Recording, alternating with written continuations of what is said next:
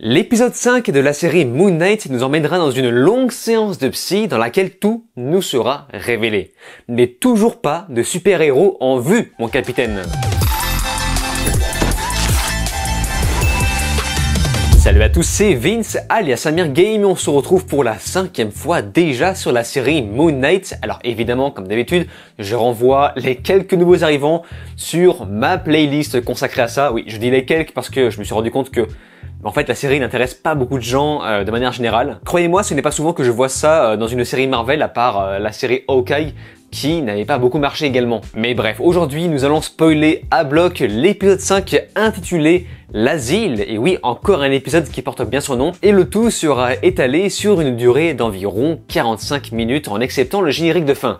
Nous commençons sur Mark, toujours bloqué à ce qu'on appelle le Putnam Medical Facility à Chicago, dans l'Illinois. En tout cas, on comprend qu'il est coincé entre deux sortes de réalités. Et plus tard, on s'aperçoit que cette fameuse double réalité a en fait un nom, la Douate, autrement dit les enfers égyptiens. Et à vrai dire, ce bateau est en route vers Haru, mais à une seule condition, que leurs âmes soient pures. On apprend aussi que l'hippopotame humanoïde est en fait Tawaret, la déesse des femmes et des enfants. Comme je l'avais compris dans ma vidéo précédente, cet hôpital psychiatrique est en fait une représentation de l'au-delà égyptien. Sauf que là, on apprend que la Douate se matérialise en fonction des différentes personnes. Et en l'occurrence, ici, il s'est matérialisé rien que pour Mark en hôpital psychiatrique pour symboliser sa double personnalité, voire triple.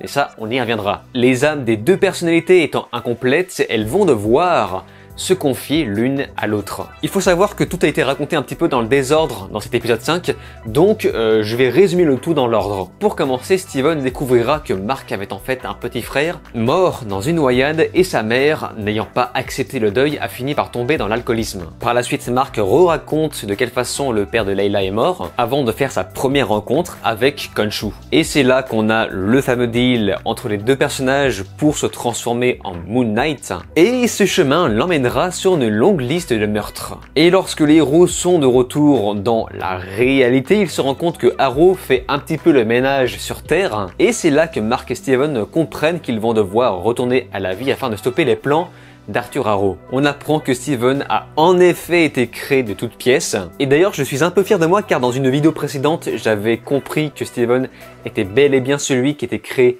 de toutes pièces, mais je pensais que Khonshu avait un rapport avec tout ça. Alors que non. En réalité, Mark a créé Steven pour oublier que sa mère était alcoolique, le battait et qu'elle était morte. Et pour finir, Steven étant éjecté du bateau, la balance redevient stable. Et c'est la fin. Nous sommes là face à un épisode exceptionnellement complet qui, je pense, ne plaira pas à tout le monde. Déjà, dès l'introduction, on nous donne la température sur ce que va nous révéler l'épisode entier, c'est-à-dire beaucoup de choses sur le passé de Mark. Pour analyser 2 ou 3 choses, on comprend que la Douate, entre guillemets, est divisée en 2 morceaux, l'une qui ressemble à la réalité, où Mark fait une séance de psy face au docteur Arthur Harrow, et une autre un peu plus fantastique, qui est beaucoup plus représentative des enfers égyptiens. Et donc on constate qu'on entend beaucoup le bruit de l'horloge lorsque Mark ou même Steven se retrouvent face au psychologue. Can you open up to Steven? Et je ne sais pas si cette horloge est là pour appuyer sur le temps qu'il reste avant de re-switcher dans une autre réalité. Et dès que j'ai entendu dire la déesse Tawaret que les cœurs des héros étaient incomplets, et bien c'est là que je me suis laissé croire que ça avait un rapport avec la potentielle 3e personnalité enfouie dans le même corps. Alors qu'en fait, l'épisode va uniquement nous révéler la création de Steven à part entière, et je pense que c'est un peu ma déception de cet épisode. D'ailleurs, je trouve ça vachement curieux qu'ils aient utilisé l'exemple de la balance sur le bateau, puisque moi ça m'a automatiquement ramené au tatouage que portent, vous savez, les serviteurs du dieu Amit, tout en sachant que ça n'a pas réellement de rapport. Autrement, à partir de 12 minutes de l'épisode, on peut retrouver un espèce de QR code sur le mur. Alors je n'en avais jamais parlé avant, mais ce n'est absolument pas la première fois qu'ils dispatchent des espèces de QR codes dans la série.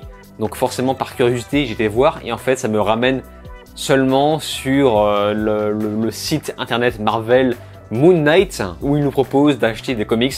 Donc voilà, je trouve ça un petit peu décevant. Je pensais vraiment trouver un espèce d'easter egg enfoui, caché, qui va nous révéler quelque chose de l'épisode suivant. Mais au final, rien de spécial. Et autrement, c'est la première fois que Steven libère vraiment sa rage pour protéger son double. Et c'est là qu'on comprend que l'un a véritablement besoin de l'autre pour s'entraider. Et à la fin, la balance étant enfin équilibrée, on sait à peu près qu'est-ce qui va se passer pour la suite. Déjà, Mark va refuser le paradis dans lequel il vit afin de retourner chercher Steven et se préparer à affronter Arrow sur Terre. Mais avant ça, il faut que Layla puisse réinvoquer le dieu Khonshu. Donc sans être trop sûr de ce que je dis, ce n'est pas impossible qu'on voit Layla sous l'emprise du costume de Moon Knight. Dans l'ensemble, sur la forme, j'ai bien aimé la représentation des enfers désertiques et j'ai constaté que l'épisode vire très rapidement au drame durant toute la moitié, si ce n'est l'intégralité de l'épisode. On aborde la problématique familiaux, de la perte d'un être cher, du deuil ou même encore l'alcoolisme. L'alcoolisme qui amène des parents à battre leurs enfants. Je remarque aussi que c'est la première fois qu'on voit la transformation du Moon Knight